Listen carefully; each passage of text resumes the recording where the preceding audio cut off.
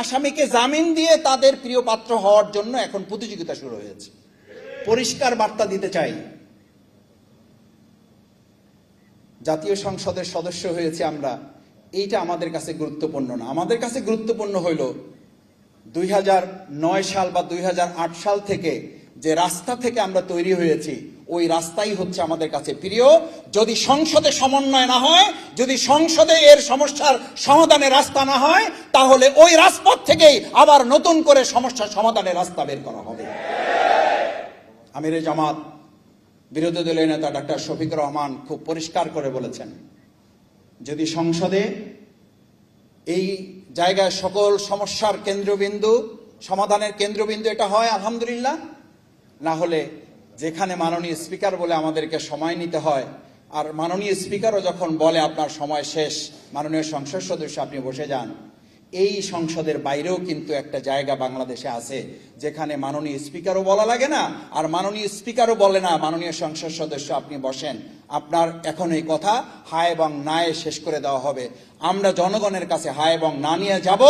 জনগণের হায়ের ভোটে এই গণভোট বাস্তবায়ন হবে, বিচার হবে, সংস্কার হবে, মানবিক বাংলাদেশ বিনির্মাণ করে শহীদের রক্তের এবং তাকের চোখের পানির বদলা গ্রহণ করা হবে।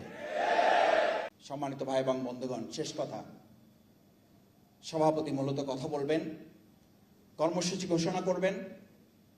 আজকে শুধু এতটুকু বলি, দেখেন, এই সম্মানিত শহীদ পরিবারের সম্মানিত গর্বিত সদস্যবৃন্দ এবং আজকে এখানে যারা আসেন,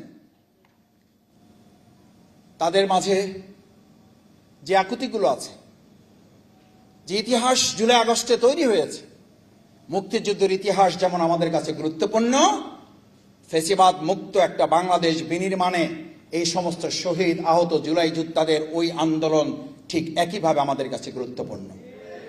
কিন্তু আমরা লক্ষ্য করছি শহীদ ওসমান হাদির বিচার, তার ইতিহাস, এই শহীদ পরিবার জুলাই যোদ্ধাদের ইতিহাস এখন সিলেবাসে অন্তর্ভুক্ত করতে এই সরকার নাকি আর আগ্রহ দেখাচ্ছে না।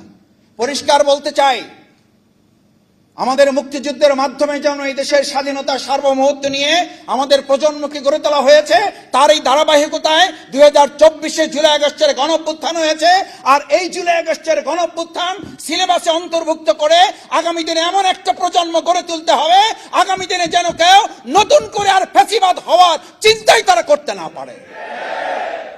অবশ্যই তাদের এই গর্বিত ইতিহাস সিলেবাসে অন্তর্ভুক্ত করতে হবে।